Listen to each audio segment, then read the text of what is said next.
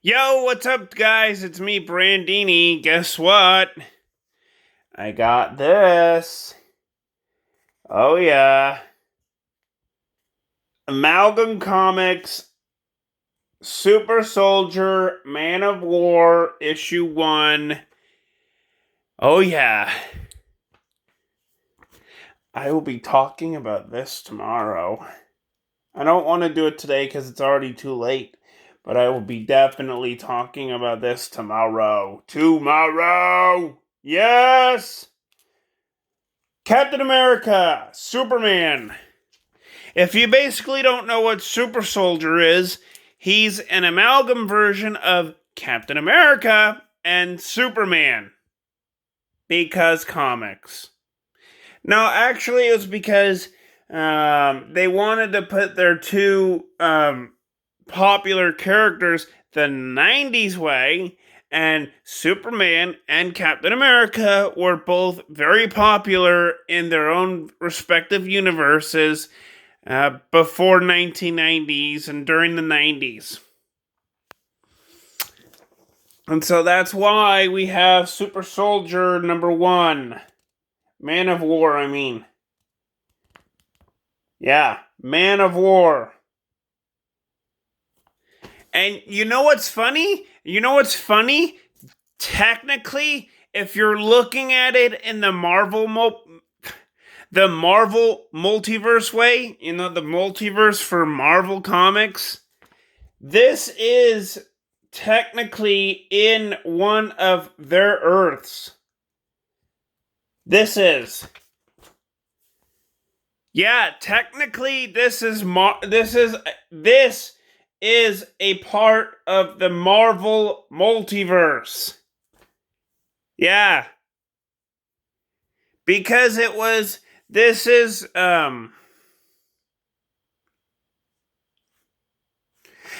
is technically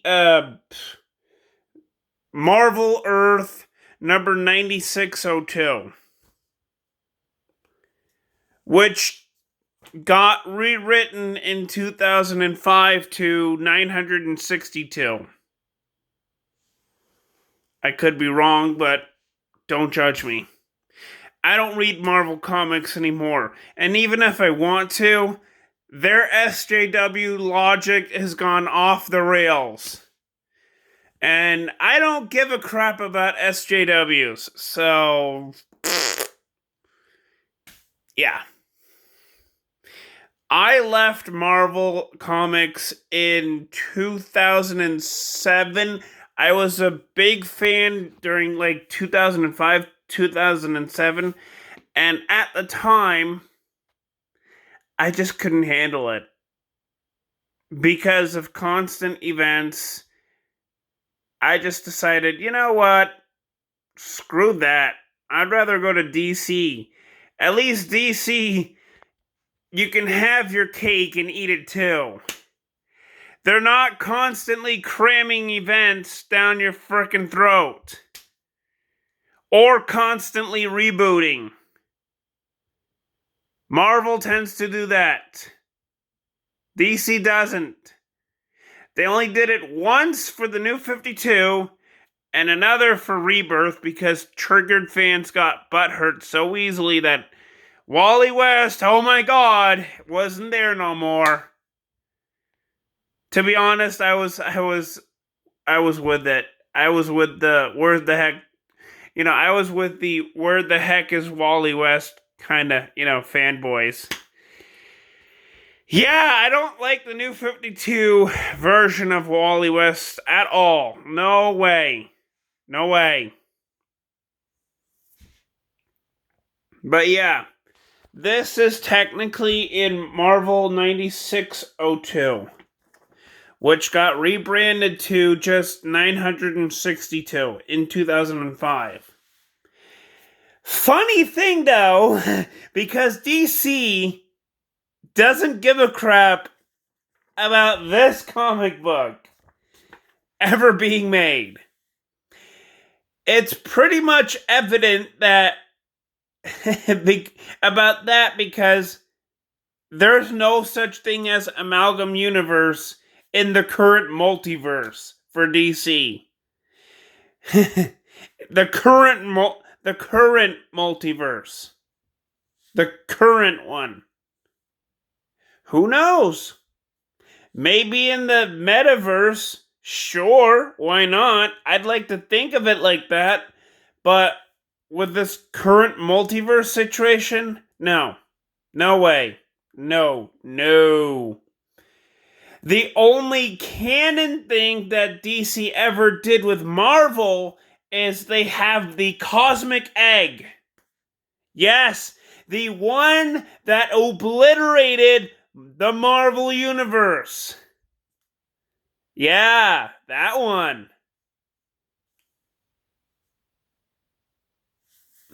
Well, technically it didn't obliterate it, but I mean, technically it didn't, but technically it did. Because the Marvel Universe is a lot different than the one that happened in 2005. When the JLA and the Avengers teamed up for one final team up. And that's where the Cosmic Egg comes from. And that's why DC said, yeah, the Cosmic Egg obliterated the Marvel Universe. What now? Huh? What now? Yeah, come feel us there, Marvel. Come feel us. And that happened in 2007's run of the 52. Not the new 52, the 52. The countdown to countdown. Actually, that would be a cool event. No, actually, they already did that. Countdown to Final Crisis, where it was from issue 52 all the way down to issue 0. And in the span of 1 year, they had to figure out, all the heroes had to figure out what happened during that specific year. And the Cosmic Egg made its grand debut in that year, 2007. Yeah. Pretty crazy. But yeah, the reason I had to tell you that is because technically Marvel owns this. Owns this as their comic canon, and technically DC owns the JLA Avengers as their canon. Canon means it happened in comics. And technically if we're talking about a multiversal canon, we're talking about like something happened in this universe. And technically this universe is owned by DC or Marvel. Guess what? All the DC Marvel comic book crossovers with the Amalgam Universe and that, this is technically part of the multiverse for Marvel. Marvel, not DC. Marvel.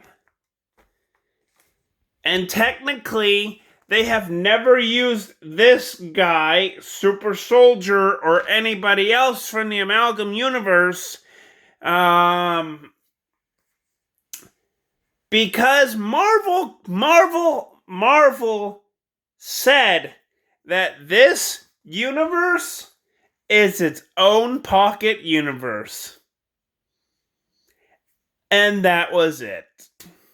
Until 2005, where Marvel said, oh crap, we have to go ahead and make a multiverse. Let's make this as part of the multiverse. And that happened in 2005. From Earth 9602 to 962. Yeah, they took out the O2 part and just smushed them all together. Yeah, 96.2.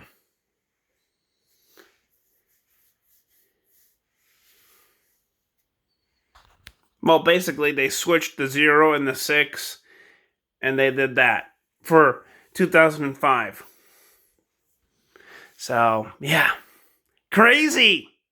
It's crazy. Amalgam Comics is crazy. Crazy fun, crazy awesomeness, and crazy crazy.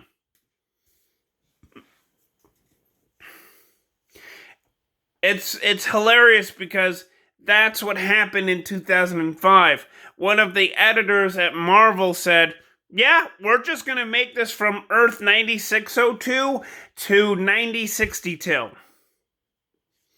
And that was it. Nobody complained afterwards. And technically, nobody has used any of those characters after 1998. Well, basically after, basically it was after DC and Marvel All Access. And it happened a year after that. After the Amalgam Universe, it happened a year afterwards. Where it was DC All Access 1 and 2. And that was it. And one of the issues had to deal with the Justice League versus the X-Men. Because Justice League was very popular, and the X-Men were, of course, very popular on TV. Perhaps. Yes. TV. Yeah. It's crazy. But then afterwards, after that whole incident with Access being,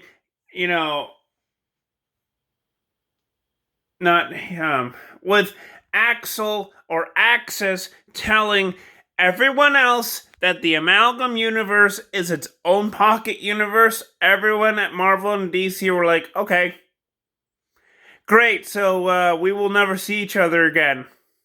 Happy! Yes, let's go back to our own universes. That happened until 2005 with JLA and the Avengers. And they had a hint at Amalgam Universe coming back. Guess what? Never happened. Didn't even happen. Because the Grandmaster was trapping Krona and merging the two Earths together so that Krona would never escape, the combined Earths and the combined realities. That was going to be the rebirth of Amalgam comic books, but the DC editor said, you know what? No, we're not doing that again. And basically the Marvel editors said, you know what? You're right. We're not going to do that again either. And afterwards, they managed to split the entire two Earths, apart. And basically, they had the Flash run around the Justice League to get back to their Earth, and they had Quicksilver run around the Avengers to go, and go back to their Earths too. And that was after a fight between, what was it? What was his name? That was basically after a fight, a huge cosmic fight in that story. I can't remember exactly what happened, because I want to read it. I've never read it before, but I really want to read it.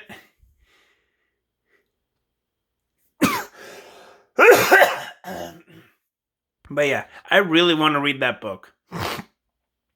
But I've never been able to grasp my hands onto it because, one, it's pretty dang expensive, and two, it's one of those rare books where you just don't want to, give it up and sell it off to someone else.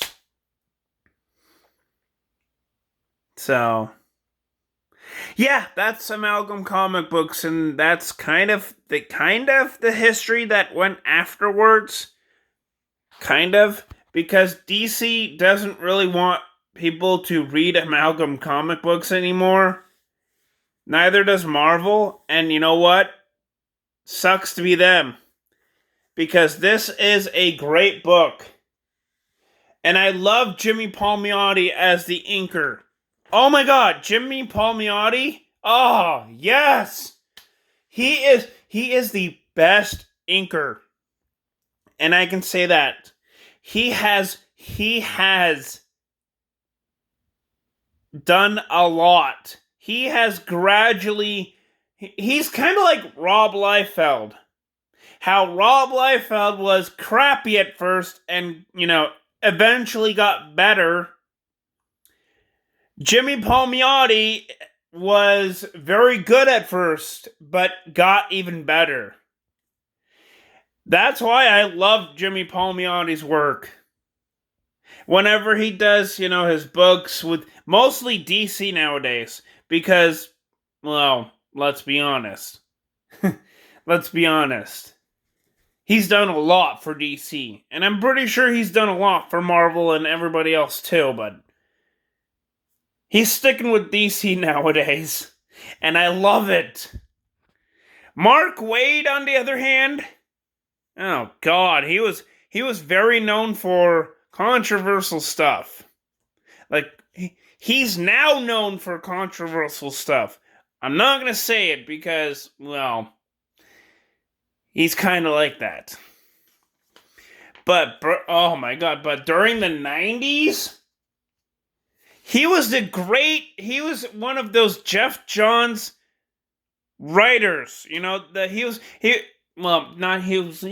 Geoff Johns, but you know what I mean. He was one of those types of writers like Geoff Johns, where he would just hook you in, and the action is just so intense and so, so intense and so gratifying that you would be sucked into it to see what's going on. He was good at that, but nowadays he doesn't give a crap about fanboys and fangirls. Because, well, let's be honest, he's a middle-aged SJW nowadays. Or as I call it, a middle-aged person with a mental problem. That's him. So, yeah. That's him. I don't know why he decided to become a mentally ill middle-aged person, but that's who he is nowadays. And now he doesn't write for DC or Marvel anymore. Because everybody at DC and everybody at Marvel both hate him with a passion. They both hate him with a fist-loving passion. And it's awesome to hear it from other, comic book YouTubers. It's pretty awesome to hear about it. Because, let's be honest, he's one of those judges that will judge you on anything that he doesn't like. But enough roasting on him for this video. I thought he did really well with this comic book because, well, let's be honest, it was the 90s. He was very good at it in the 90s. Nowadays, if you read a comic book about Mark Waid or from Mark Waid, yeah, you have like this little liberalistic agenda. And it's not a fun way to write. It's not a fun way to read. It's not. It's not a really fun way to read at all. Because most comic book fans nowadays don't give a shit about SJWs. And he somehow does not get that. Like, at all. It's amazing that he still has a job writing comic books for lesser companies nowadays because DC and Marvel both hate him. Well, that and possibly Image too, and Dark Horse, and well, yeah, those four comic book companies: DC, Image, Dark Horse, Marvel. They all hate him, and now he has to work for a less than popular known comic book company. It's kind of obvious. It's kind of funny nowadays to see him from being really high to really low in terms of popularity. So, yeah. But honestly, this comic book was a really good comic book, and I'd have to give this a 10 out of 10 because I thought it was really great. It had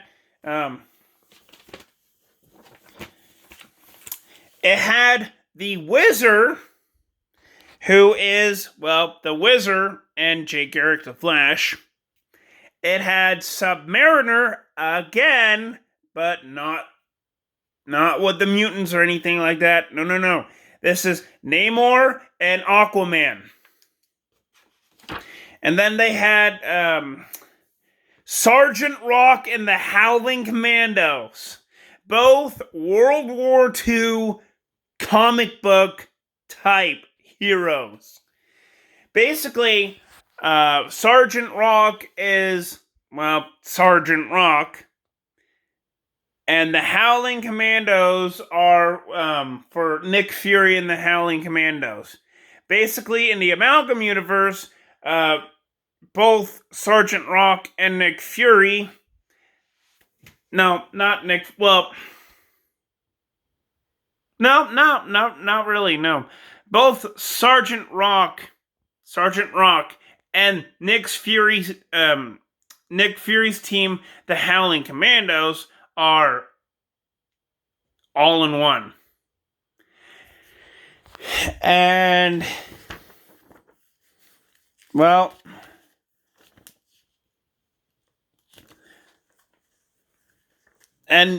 there's Brooklyn Barnes.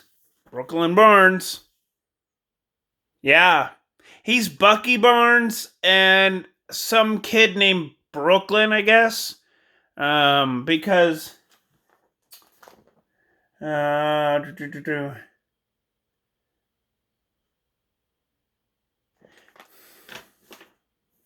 Well, let's just say this. He's basically like, Captain America's friend, and the person that's what was it? I'm thinking of the team that was with Superboy and, the 90s Superboy, but I can't remember what it was because it was him and another one. It was him and one of Jack Kirby's... it wasn't the Newsboy Legion, but I can't remember what it was. Actually, no, I can't remember what it was, though, but you get where I'm getting at.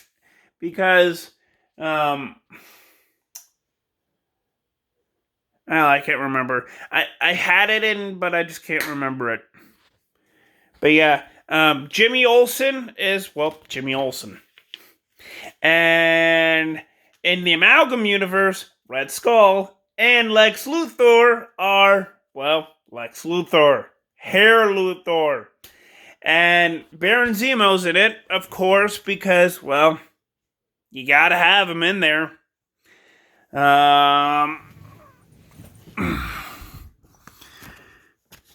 Let's see. Oh, American Belle's in there.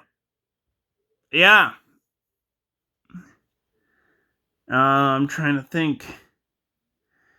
She's Liberty Bell and some other superhero from the 1940s. That was in Marvel comic books at the time. God, I can't remember what it was. But yeah, she's this girl right here. That is Liberty Bell. Well, sorry, Liberty Bell's costume, but I can't remember the other part from Marvel. Don't judge me. This is the Wizard.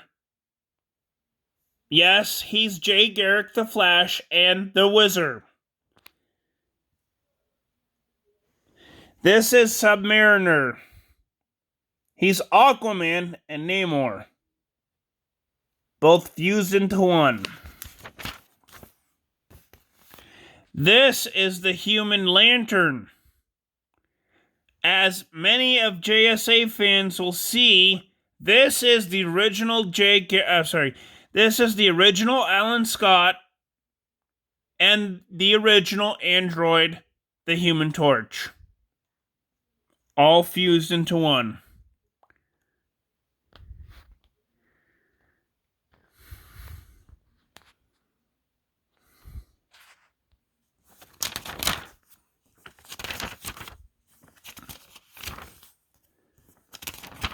And man, is it a great comic.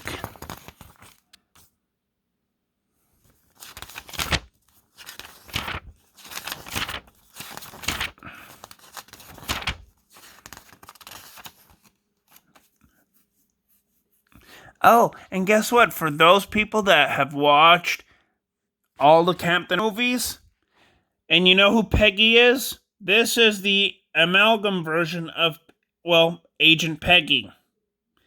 That's her.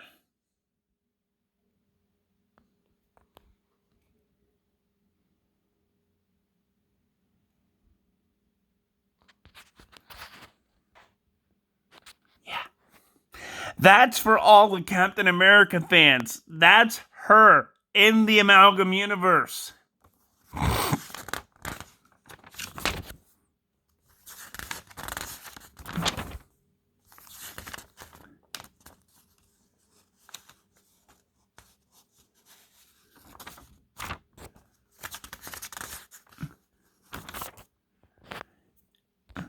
And this is Lex Luthor.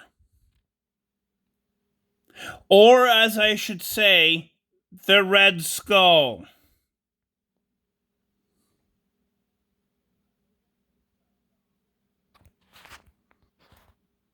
Confusing, isn't it?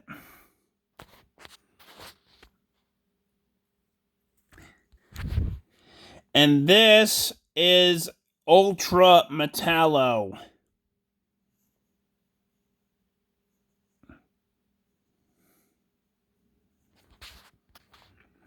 Yeah, that right there is a fusion of Ultron and Metallo. Comic books, am I right? Yeah.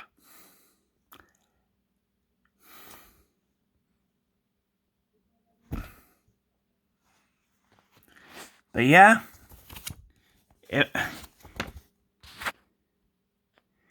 God, I really do miss this type of advertisement. I really do. I really miss those advertisements.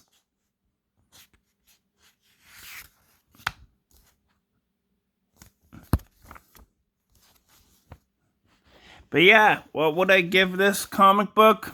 This one? I would give it a 10 out of 10. Because it was a great comic book.